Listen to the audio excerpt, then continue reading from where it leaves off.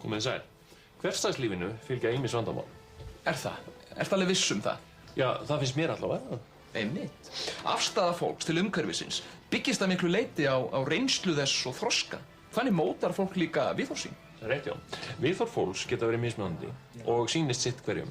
Það sem einum finnst rétt finnst öðrum rangt og það sem einum finnst blátt finnst öðrum grænt. Við skulum skoða dæmi. Árni er ósköp venjulegur maður. Hann býr í Austurbænum í Reykjavík og starfar sem smiður. Árni er hamingjusamur maður í dag, en þannig hefur það ekki alltaf verið. Árni hefur gengið gegnum reynslu sem er flestum lokuð bók. Hann var árabil fórnarlamb fordóma og fáfræði. Fortíð hans er full af myrkri og sársauka.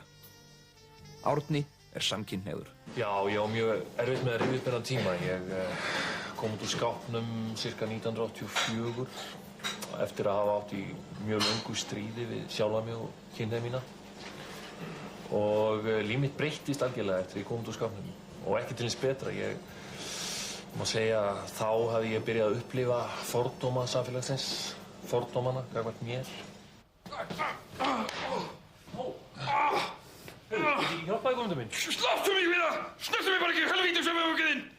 Ég þarf enga aðstoð hér frá hommasittum eins og þér! Hjálp! Hjálp! Hjálp! Vinnufélagarnir sem áður höfðu verið vinir mínir snerust gegn mér og voru allt í einu orðnir óvinir mínir, bara út af kynferði mínu. Mér leið alveg rosalega ill út af þessu og fannst þess að þetta væri allt saman mér að kenna.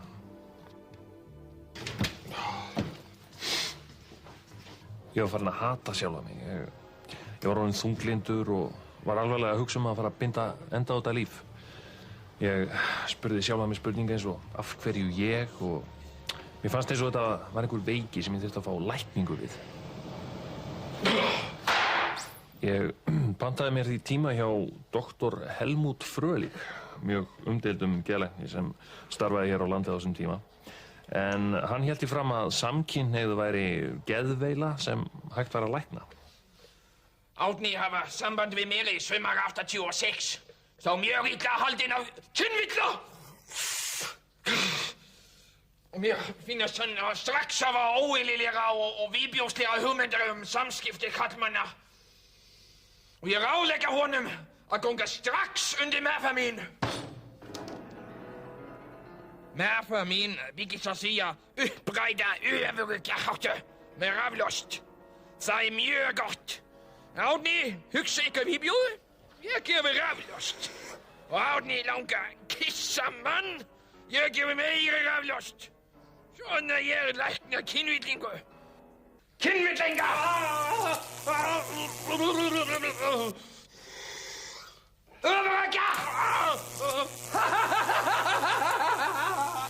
Sójastrák!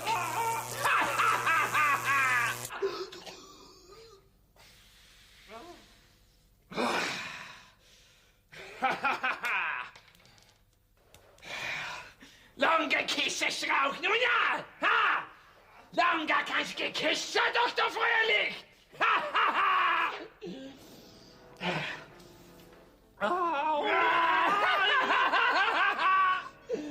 Sójastrák! Sójastrák! Langar kissastráka núna? Þetta var hryllileg reynsla sem átti ekkert skylt við lækningu. Doktor Frölich var greinilega brjálaður og það sannaðist síðar meir þegar hann var sviptur lækningaleyfinu. Það var eftir þessa reynslu sem ég sagði bara við sjálfa mig. Hvað ertu að pæla? Ég breyti ekki eðli mínu. Ég er samkynhneigður og það er ekkert óeðlilegt við það. Og í dag lít ég björtum augum á framtíðina og bara hamingjusamur maður. Fyrirgeðu hérna þjónn, ég fá ábót hjá þér. Já, gjörðu svo vel. Sæl, Árni heiti ég og ég er hommi. Já. Er ekki allir sáttir við það bara?